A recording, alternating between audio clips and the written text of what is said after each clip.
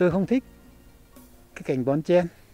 Đấy, tôi không thích, là với tôi một cực hình. Bắt đầu qua năm 2002 á, là thầy hướng dẫn để làm cái hầm Omega bây giờ. Chúng tôi đã cùng nhau thành lập cái câu lạc bộ Hoa Hồng Bồn ở Di Linh. Chú Quỳnh thì là một người rất là năng động và hiểu biết rất nhiều, và chú cũng rất nhiệt tình.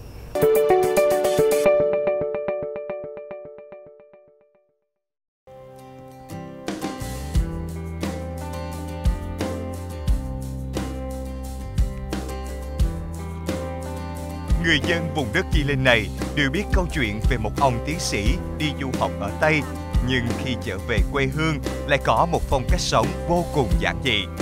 Từ nhận mình, ta dại, ta tìm nơi vắng vẻ, ông Đỗ Ngọc Quỳnh đã chọn thị trấn Di Linh, tỉnh Lâm Đồng như một quê hương thứ hai của đời mình để vui lúc tuổi già. Trồng cà phê, chăm hoa và giúp những người nông dân trong vùng thay đổi cách làm nông nghiệp, đem tri thức vào sản xuất nông nghiệp. Đó chính là niềm hạnh phúc của một người con xa xứ trở về quê hương sau nhiều năm tu học và lập nghiệp tại nước ngoài. Đằng sau cái vẻ giản dị khiêm nhường của ông Quỳnh là câu chuyện về một ông tiến sĩ nông học Việt Kiều Đức đã xây nên một giấc mơ đẹp giúp nhiều bà con nông dân thoát khỏi cái nghèo bằng mô hình VACB, hay còn gọi là vườn ao chuồng và bioga.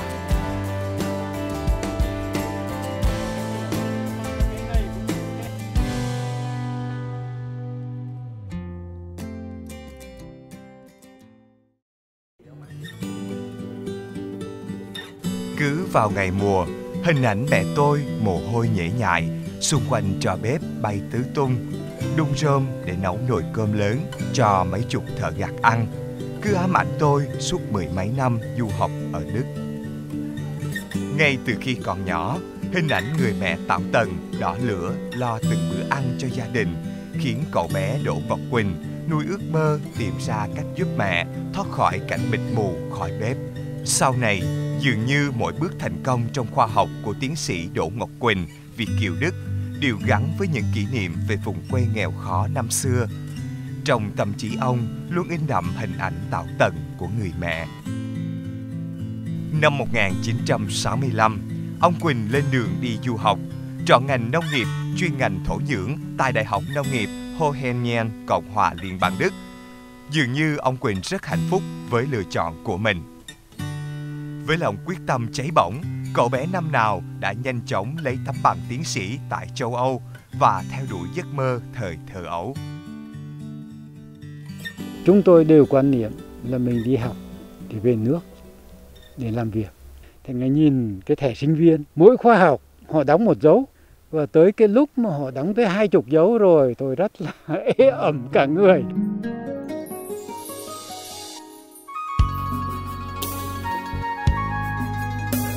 Sau 20 năm sống nơi đất người, ông luôn đau đáu, thao thức hàng đêm về giấc mơ ấy. Một giấc mơ đẹp được nuôi dưỡng bằng tình yêu của gia đình, người thân, đã giúp ông có thêm động lực thực hiện những dự án nông nghiệp, phát triển kinh tế quê nhà. Năm 1985, ông quyết định trở về và chọn mảnh đất Cần Thơ làm nơi biến giấc mơ của mình thành hiện thực. Tôi thì làm về biogas, vợ tôi thì làm về bảo quản giống địa phương, tức là những cái gen quý của lúa, của đậu nành, là những cái yêu cầu rất bức bách của đồng bằng sông Cửu Long. Thành ra có thể nói là chúng tôi say mê về công việc, quên hết. Đấy, thành ra quên hết mọi khó khăn.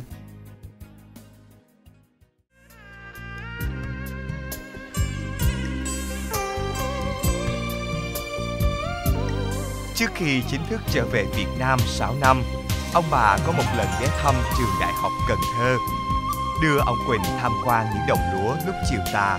Cựu hiệu trưởng trường, ông Phạm Sơn Khai nhắn nhủ: "Anh là người nghiên cứu khoa học, có cách nào mang lại ánh sáng cho bà con nơi đây không?" Khi trở lại Đức, lời nhắn nhủ đó đã khiến ông nhiều đêm mất ngủ. Trong một đêm đông giá rét, chợt nhớ đến chiếc đèn măng sông dùng khí sinh học sản xuất từ bột cỏ đã được thực nghiệm tại Đại học Nông nghiệp Hohenheim, Stuttgart, Đức. Ông Quỳnh nhận ra nông thôn Việt Nam không thiếu nguyên liệu để làm bioga. Từ đó, ông nghiên cứu cách dùng cây cỏ vùng quê để làm bioga. Nghiên cứu thành công, năm 1985, ông Quỳnh cùng với vợ, cũng là đồng nghiệp tại Đại học Nông nghiệp Ho Hen Nhen, quyết định về nước xoắn áo giúp nông dân một tay.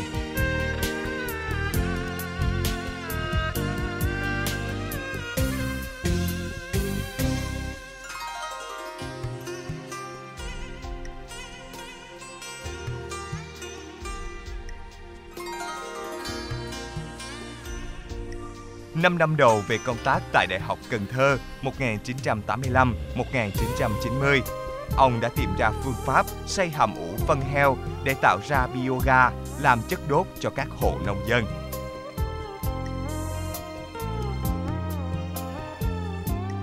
Nói là thử nghiệm bằng những cái điều kiện của mình. Đấy thì một cái rất là phấn khởi. Tức là khi tôi về năm 85 thì ngay 6 tháng đầu rồi thì tôi đã làm ra khí biogas và đã sử dụng biogas trong năm 85, cuối năm 85 để thắp được đèn bằng sông ở tại Cần Thơ này. Đấy, thành ra cái điều này gây nên sự phấn khởi của nhà trường ghê lắm, ông hiệu trưởng ghê lắm. Bởi vì ông hiệu trưởng có nói với tôi và Quỳnh, bây giờ làm sao mang ánh sáng lại cho bà con ban đêm. Đấy, mà chờ điện thì lâu lắm. Thành ra bây giờ phân thì lên khen này, rơm rạng lên khen này. Đấy, bây giờ làm sao từ cái đó mà mang lại ánh sáng cho bà con này cảm là quý báu.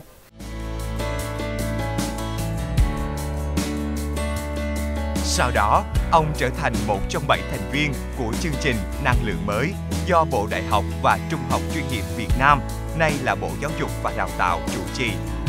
Làm việc tại Viện Nghiên cứu và Phát triển Công nghệ Sinh học Cần Thơ, ông phát triển dự án bioga, một trong những dự án tiết kiệm năng lượng, tạo ra nguyên liệu đốt ánh sáng thông qua hầm ủ bioga khí sinh học lấy từ các phế liệu phân xanh. Tiến sĩ đã dành thời gian nghiên cứu mô hình này rất nhiều năm. Nhờ phát hiện nguồn nguyên liệu quý là bèo lục bình cũng có thể ủ để làm bioga, ông Quỳnh góp phần giúp trên 3.000 hộ dân tại Cần Thơ và Tiền Giang đã áp dụng mô hình hầm ủ này. Theo tiếng Anh gọi là Thái Germans Bioga Program. Năm 2007, chính phủ Luxembourg tài trợ cho dự án làm khí sinh học từ nguyên liệu bèo lục bình do nhóm nghiên cứu Đại học Cần Thơ thực hiện.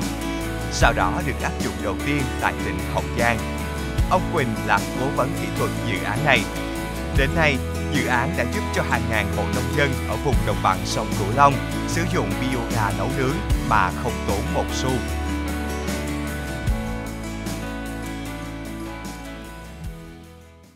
Năm 2005, tiến sĩ Đỗ Ngọc Quỳnh quyết định dừng công việc nghiên cứu giảng dạy tại trường Đại học Cần Thơ, chuyển về sống và làm việc tại huyện Di Linh, tỉnh Lâm Đồng. Ông muốn đến một vùng đất mới. Trong một lần đi thực nghiệm tại các địa phương có khả năng triển khai hầm ủ biogas tại huyện Di Linh, tỉnh Lâm Đồng, ông quyết định chọn mảnh đất này để an hưởng tuổi già. Thì thầy có hướng dẫn về mình cũng như là Obega. Gia đình tôi là một gia đình chăn nuôi, mà khi nghe Obega thì thực sự ra mình rất thích, cho nên là nhờ thầy hướng dẫn về cái Obega. Đấy, thì bắt đầu qua năm 2002 là thầy hướng dẫn để làm cái hầm Obega bây giờ. Đấy, thì từ đó tới giờ thì là cái hầm Obega cho một cái năng lượng mà để đun nấu nó rất là tốt cho tới bây giờ. Nếu mà dùng cái Obega này mà không dùng thêm củi, cà phê thì một năm chi phí khoảng cỡ hơn 5 triệu tiền ga. Còn bây giờ dùng cái Obega này mà có thêm củi nữa thì là nó giảm được khoảng hơn 5 triệu đó. Trở về quê hương và hoạt động trong ngành nông nghiệp tại Việt Nam, mô hình bioga của những năm 80 nay là mô hình VACB, tức là vườn ao chuồng bioga. Ở cái tuổi thất thập cổ Lai Hy, ông tiến sĩ bioga vẫn đầy nhiệt huyết, luôn mày mò tìm kiếm những cái mới để chia sẻ và giúp người nông dân thay đổi cuộc sống của họ. Hồng môn, một loại hoa quý, chỉ có thể sống được ở những nơi có khí hậu lạnh. Di Linh là một trong những nơi lý tưởng để ông và nhiều người dân trồng và phát triển giống hoa này. Loài hoa này thường được chọn để trang trí ở những nhà hàng sang trọng hay khách sạn 5 sao và được yêu thích ở nhiều quốc gia trên thế giới như Malaysia, Ấn Độ, Canada. Hiểu được thị trường cung cầu của loài hoa hồng môn, ông cùng với nhiều hộ gia đình tại Di Linh trồng và cung cấp loài hoa này để các đơn vị trồng và xuất nhập khẩu hoa hồng môn ra thế giới. Với cách nhẩm tính của ông, trung bình mỗi năm, mỗi hộ gia đình có thể thu nhập từ hàng trăm triệu trở lên. Đối với các hộ nông dân Việt Nam, đây quả là một số tiền lớn, giúp người nông dân Di Linh nhanh chóng có một cuộc sống khá giả. Theo cách tính của ông Quỳnh, chỉ với một diện tích đất rất nhỏ, 300 m², nếu trồng cây hoa hồng môn cắt cành hoặc hồng môn trồng chậu, thì mỗi năm người nông dân có thể thu hoạch khoảng 60 triệu đồng, tương đương với diện tích 1,5 hecta cà phê. Mỗi hộ nông dân có thể thu nhập hàng trăm triệu đồng một năm nhờ biết tận dụng diện tích đất hoa màu xen canh. Chính vì vậy, ông Quỳnh rất muốn chia sẻ kinh nghiệm này đến nhiều hộ nông dân ở Di Linh để đa dạng hóa cây trồng và tăng thêm thu nhập cho những hộ dân trồng cà phê. Tôi biết cho chú Quỳnh từ năm 2011 và chúng tôi biết nhau trong hoàn cảnh là cùng nhau làm hồng môn, và chúng tôi đã cùng nhau thành lập cái câu lạc bộ hoa hồng môn ở Di Linh. Chú Quỳnh thì là một người rất là năng động và hiểu biết rất nhiều, và chú cũng rất nhiệt tình. Chú giúp được cho câu lạc bộ rất là nhiều về mặt kỹ thuật cũng như những cái hoạt động chính của câu lạc bộ. Học về cái cách kỹ thuật chăm sóc và nói chung là học ở chú cũng được rất là nhiều việc trong cái vấn đề ứng xử hoặc là trong cuộc sống. Tôi thì về đây thì có hai mục tiêu. Mục tiêu thứ nhất tức là thư giãn, sống với thiên nhiên và có thêm cái thu nhập phủ vào cái lương hưu. Nhưng mục tiêu thứ hai không kém phần quan trọng, cái đó là cái mục tiêu về giá trị tinh thần. Tức là mình hiểu biết cái gì thì mình cố để phổ biến cho bà con. Thì bây giờ cái mà bà con về cà phê thắc mắc nhất là làm sao để cải tạo giống. Về vấn đề gọi là ghép cà phê đấy thì tôi cũng học xong rồi thử ra thành công thì tôi sẽ chỉ cho các hộ dân. Khi mới về Di Linh, ông Quỳnh được bà con hàng xóm khuyên dù trồng cây gì, làm gì thì cũng không thể thiếu cây cà phê. Di Linh vốn là huyện có diện tích trồng cà phê lớn nhất ở Lâm Đồng. Giống cà phê Robusta ở đây cũng được đánh giá là ngon nhất trong vùng. Vì vậy, ông Quỳnh cũng nhờ người chăm bón gần 2 hecta cà phê. Mong muốn tìm được giống cây cà phê mới mang lại năng suất cao nhất cho Di Linh, ông Quỳnh cùng những người dân nơi đây mày mò tìm cách cắt cành ghép mắt để cho ra giống cây cà phê mới, cùng chia sẻ với các thành viên trong câu lạc bộ khuyến nông CV, một câu lạc bộ trồng cà phê bền vững của huyện Di Linh. Được vừa rồi thì bác có tham gia vào câu lạc bộ khuyến nông CV của chúng tôi. Đó một điều là câu lạc bộ rất là mừng, rất là vui, hoan nghênh đón chào bác với cái trí thức của một nhà khoa học và yêu ngành nông nghiệp và về gắn bó với bà con nông dân, chia sẻ những cái kinh nghiệm của bác thì câu lạc bộ rất là hoan nghênh. Và đó là một niềm tự hào trong một cái câu lạc bộ của những người nông dân mà có một nhà khoa học.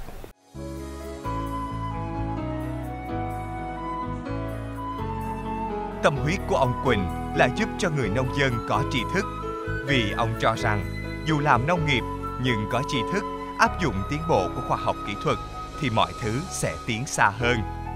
Với ông, nền tảng cơ bản nhất mang lại tri thức cho thế hệ trẻ vẫn phải bắt nguồn từ nền tảng đạo đức của gia đình. Trọng lối sống tình cảm, gìn giữ những giá trị truyền thống gia đình.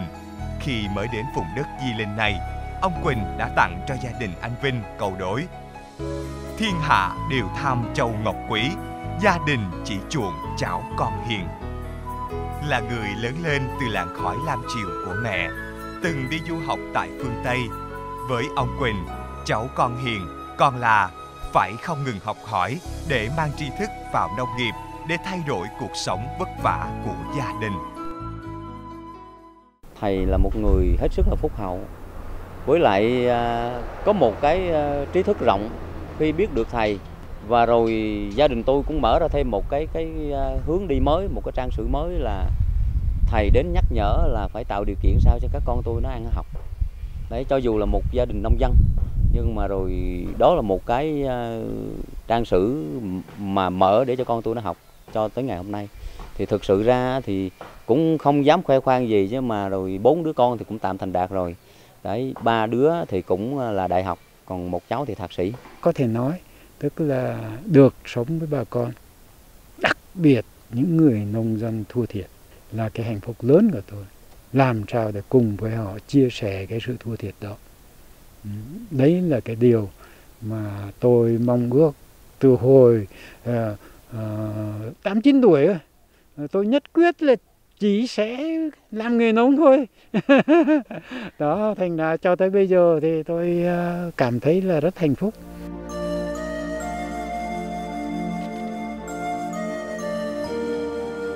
Ước mơ và cống hiến của tiến sĩ Đỗ Ngọc Quỳnh cho quê hương đã thành hiện thực.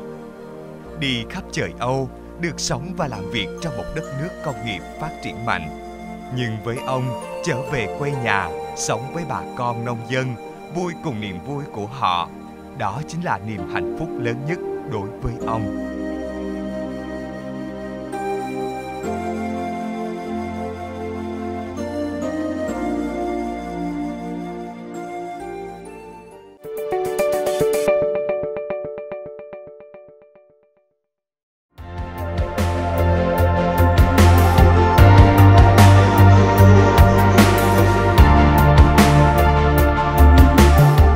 Yêu mảnh đất Di Linh không biết từ bao giờ, ông Quỳnh đã quyết định gắn bó quãng đời còn lại với mảnh đất này.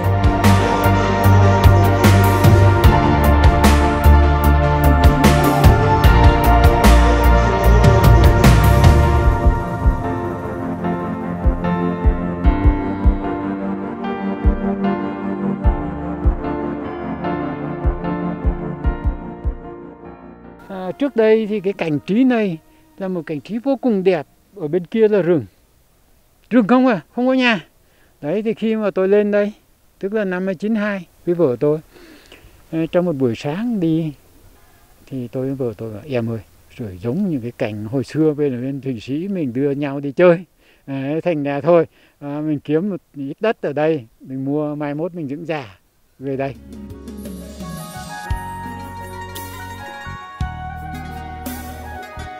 Người ta gọi ông là nhà nông học, ông tiến sĩ giải cứu lục bình, tiến sĩ ga.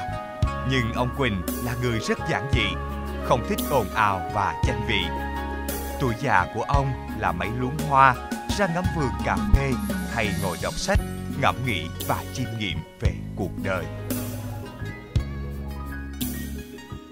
Có cái câu thơ như thế này: ta dại ta tìm nơi vắng vẻ, người khôn người đến chốn lao sao. Cái câu thơ này nếu mà tôi không lầm là của Nguyễn Bình Khiêm thì phải. Tôi không thích cái cảnh bon chen. Tôi không thích là với tôi một cực hình nếu mà phải lái xe gắn máy trong những giờ cao điểm ở thành phố Hồ Chí Minh. Xong rồi nếu mà sáng ra tôi đi bộ sớm thành phố Hồ Chí Minh thì không khí yên tĩnh cũng tốt. Nhưng mà trễ hơn chút, khoảng 6:30, trời ơi, xe cộ rất là ồn ào.